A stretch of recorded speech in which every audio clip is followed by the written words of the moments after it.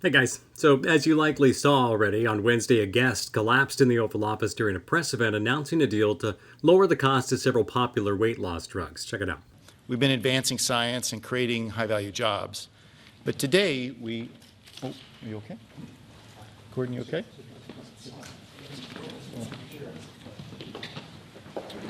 Yeah. Let's take a break. Cameras, we're done holding cameras, photographers,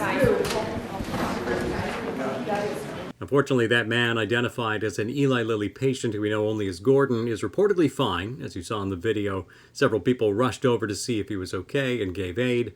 That included Dr. Mehmet Oz, head of the Centers for Medicare and Medicaid Services. RFK Jr., the head of Health and Human Services, went the opposite direction, but we can talk more about that at another time. So as White House aides rushed to usher the press out of the room, a photographer for Getty Images captured the following photograph depicting President Donald Trump standing behind the Resolute desk, staring off into the distance as the unconscious man is assisted by others. It was a photograph that shot around the world, painting a picture of a man aloof, unmoved, and seemingly more perturbed by the interruption of what was supposed to be a great moment for his administration than anything else. Quickly drew comparisons to this moment, during which former President Barack Obama helped out a woman who nearly fainted during a speech that he was giving outside the White House, ironically about the high cost of health care. There you go. You okay? I'm right here. I got you. Yeah. No, you're okay. This happens when I talk too long. So what struck me most about both of those moments was that one appeared to be a leader. The other was clearly lost and unsure of what to do. Leadership takes many forms. It's not always vocal, public, or first to rush into danger, but in moments of crisis, those who are leaders will usually step up immediately, if only to ensure that someone of greater knowledge and expertise is available and capable of taking over. Then good leaders will step back and let the experts take charge. Now, we don't know what happened after the cameras turned off. For his part, Oz insists the president was quite concerned over the well-being of the man and spoke immediately to his wife on the phone moments after the press was ushered out of the room. They say he was very conciliatory. Oz was quoted as saying in a video released by the White House, I think that's important, he remembers the forgotten people, okay? So, cool. Now, we may never know what truly transpired when the cameras were off and reporters were out of the room. Perhaps Oz is telling the truth.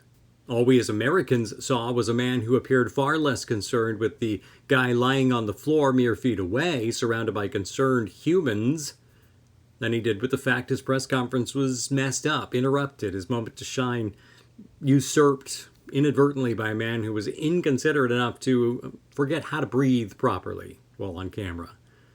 And from where I sit, what we witnessed in that moment was the true nature of Donald Trump, a coward who hides his fears behind a mask of a strong man.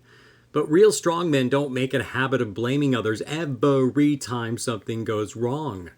Trump infamously said he took no responsibility for nearly 1 million American deaths due to COVID. He got his dad to pressure a doctor into giving him a draft deferment due to bone spurs, several of them, then went on to be a multi-sport athlete in college.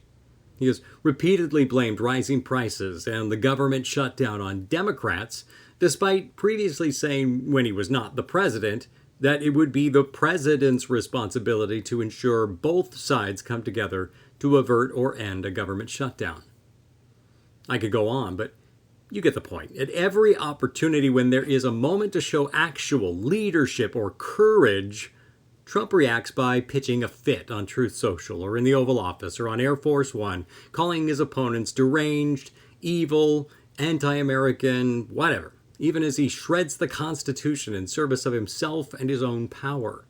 Leaders step up, not back. They lean in, not away. They take responsibility when things go wrong and deflect credit when things go well. They stand up for the less fortunate.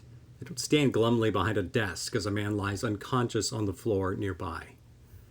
Donald Trump can rightfully claim the title of President of the United States, and he will never be a leader.